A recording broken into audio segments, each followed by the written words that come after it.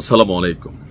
দুঃসংবাদ হিসাবে আমি এটা দেখছি, অনেকেই বাংলাদেশের সাথে ইরানের বর্তমান সরকারের যে ঘটনাটা ঘটছে তুলনা করেন, কিন্তু আপনার বুঝতে হবে প্রেক্ষাপটগুলো টোটালি ভিন্ন। ইরানে যে ঘটনাটা ঘটছে এটার পেছনে কারা, আপনি নিশ্চয়ই বুঝতে কোনো অসুবিধা হচ্ছে না, নাকি হচ্ছে?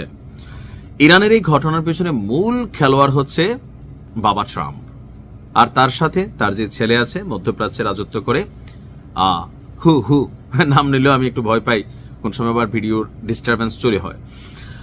তো এই ঘটনাগুলোকে যখন গতকালকে আপনারা নিশ্চয়ই ইরানের পররাষ্ট্রমন্ত্রীর একটা বক্তব্য শুনছেন যে এই মুহূর্তে প্রায় 1000-এরও বেশি মানুষ 31টি প্রদেশের 100-র বেশি শহরে ছড়িয়ে পড়া এই ঘটনায় 1000-এরও বেশি মানুষ তারা এখানে শুট আউট হয়েছে, অনেকে মারা গিয়েছে।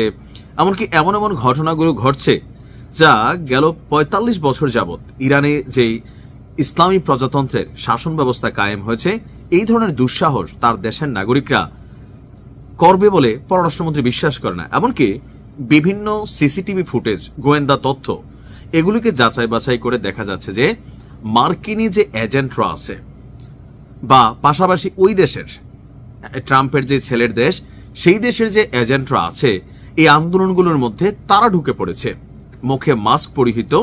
এমনকি সেখানে যে অত্যাধুনিক প্রযুক্তির মেশিনারিজ দেখা গেছে, এগুলা ইরানের ভেতর। ইরান কিন্তু খুব স্ট্রিক্ট একটা দেশ, এখানে দূর থেকে আসলে বোঝার সুযোগ নাই। বাংলাদেশের মতো না যে সীমান্ত দিয়ে একটা জিনিস ঢুকে গেল, বুঝতে পারেন প্রতিনিয়ত ইরানকে কি পরিমাণ সতর্ক থাকতে হয়, যেখানে যে কোনো সময় যে কোনো কিছু ঘটতে পারে। গোয়েন্দা নেটওয়ার্ক ইরানের অনেক শক্তিশালী। তো এত কিছুর মাঝখানে এই যে অযাচিত মেশিনারিজগুলো দেখা যাচ্ছে, অথবা যারা মারা গেছে সেই বুলেটগুলোকে যাচাই বাছাই করা হচ্ছে। এমনকি এখানে সব যে সরকার বিরোধী তা না, সরকারের পক্ষের লোকও কিন্তু এখানে অবজারভেশন করছে বিক্ষোভকারীদের সাথে মিশে। তো নতুন নতুন মানুষের আনাগোনা দেখা যাচ্ছে রহস্যজনক ভাবে। আসলে ব্যাকগ্রাউন্ডে কি 100% পশ্চিমারা এত বছর ধরে যেই কাজটা করতে পারে নাই, আরবের একটা মাত্র রাষ্ট্র, এটা হচ্ছে ইরান, যাদেরকে বসে আনতে পারে নাই, যাদেরকে বাঁকাইতে পারে নাই, অভাব অনটনে ইরাক, সিরিয়া, আফগানিস্তান বানাইতে পারে নাই, এই একই কাজটা ইরানের জনগণের হাত দিয়ে করানোর চেষ্টা চলছে। আর আপনারা জানেন বাংলাদেশে যেমন কোটা আন্দোলন দীর্ঘদিন যাবৎ কিন্তু চলতেছিল, কিন্তু আন্দোলনের গতিটা কখন পাইল? আবু সাইদের মৃত্যুর পরে হুট করেই সবকিছু পরিবর্তন হয়ে গেল। আওয়াজ আসলো তুমি কে আমি কে, রাজাকার রাজাকার। আর সেই আন্দোলনটাতে যতগুলো মানুষের মৃত্যু হলো, আন্দোলন আরো বেগবান হলো। কোটা আন্দোলন সরকার পতনে পরিবর্তন হয়ে গেল। ইরানেও কিন্তু সারা পৃথিবীতে যখন কোনো বিক্ষোভ হয়, সেখানে কেউ মারা গেলে বিক্ষোভকারীদের রক্তের মধ্যে একটা কি বলা হয়েছে, একটা ঝড় ওঠে। আর এই ঝড়টাকে বেসিক্যালি ব্যবহার করে পেছনে থাকা রাজনীতিবিদরা। তো এখানেও ইরানেও এখন যেটা হচ্ছে যে পেছন থেকে আপনার তাদের এজেন্টদের মাধ্যমে, তাদের নিজস্ব লোকদের মাধ্যমে এখানে মানুষের জীবন নেওয়া হচ্ছে, আপনার আহত করা হচ্ছে। আর এগুলা দেখা পরিস্থিতিকে আপনার আরো বেগবান করতেছে যারা বিক্ষোভকারীরা আছেন।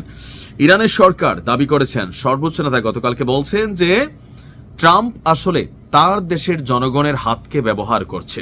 এমনকি তার দেশের এজেন্টরা, ডিপ স্টেটের লোকেরা ইরানে এই মুহূর্তে অনুপ্রবেশ করেছে, অথবা তারা ঘাপটি মেরেছিল দীর্ঘদিন যাবৎ, যেটা বিভিন্ন সময় ছোটখাটো যুদ্ধের মাধ্যমে করতে পারে নাই, সর্বশেষ অভিযান চালিয়ে করতে পারে নাই। সে একই কাজ আজকে কত সহজে তারা করতে পারছে। সর্বোচ্চ নেতা আফসোস করে বলছেন, এত বছর ধরে ইরানকে যেভাবে সাজানো হয়েছে, ইরানের সার্বভৌমত্বকে যেভাবে সিকিউর করা হয়েছে, আজকে তিনি বলছেন যে তার কাছে কষ্ট লাগে যে তার দেশের জনগণ নিজেদের রাস্তা, নিজেদের সরকারি ভবন, নিজেদের সবকিছু, সিকিউরিটি সিস্টেম, সার্বভৌমত্ব, এই যে স্টারলিং চলতেছে, এটা কি সিস্টেমকে হ্যাক করতেছে না? অবশ্যই করতেছে।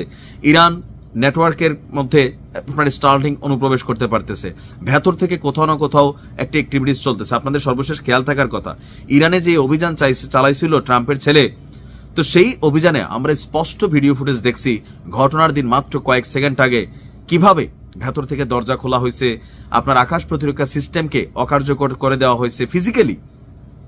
ওই রকম যদি একটা ঘটনা ঘটে, পরে নাম শুনলাম কার? মোসাদের। এখন মোসাদ কি সরাসরি ওই দেশ থেকে এসে ঢুকে না, ইরানে থাকা কিছু লোভী মানুষ যারা টাকার বিনিময়ে, বড় ভবিষ্যতের বিনিময়ে, ভবিষ্যতের স্বপ্নে নিজের দেশকে হুমকির মুখে ঠেলে দেয়। এই মুহূর্তে অনেক এজেন্ট আপনার আমেরিকার বা আরো বিভিন্ন দেশের যারা ইরানকে বাগে আনতে চায় তারা কিন্তু খেলছে। আল্লাহ ইরানকে হেফাজত করুক। কতক্ষণ টিকবে এই সরকার জানি না, পরিস্থিতি খারাপের দিকে যাচ্ছে, মৃত্যুর সংখ্যা বাড়ছে। ভালো থাকুন।